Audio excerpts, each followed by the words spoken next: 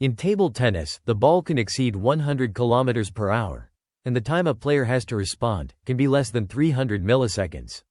With such a narrow margin, small details make a huge difference. In this video, we'll look at a technique that can significantly improve your ability to defend and return the fastest attacks from your opponent.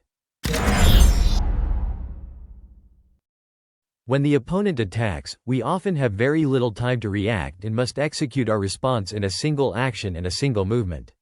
There's no preparation phase, only immediate execution. In these situations, it's crucial to pay close attention to our stance when receiving the ball, especially the position of the racket. There's a big difference between receiving the ball with the racket here, or here. Keeping it centered and in front of the body is essential to be able to respond effectively with either a forehand or a backhand.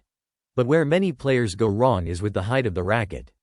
When dealing with fast attacks and very little time to react, holding the racket in a higher position can make all the difference, and I'm going to explain why. First of all, by keeping the racket up, we're placing it closer to the point where the ball is usually hit. This reduces the distance the racket needs to travel when responding, and therefore shortens the time required to react. If we start from a lower position, the racket has to cover a greater distance to reach the contact point, adding fractions of a second that can be decisive.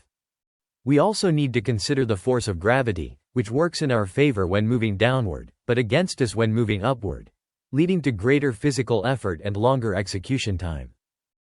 By holding the racket up, we also allow the muscle groups to work more efficiently and in better coordination. From this position, the movement becomes smoother and more balanced, which not only improves reaction speed, but also enhances control and precision.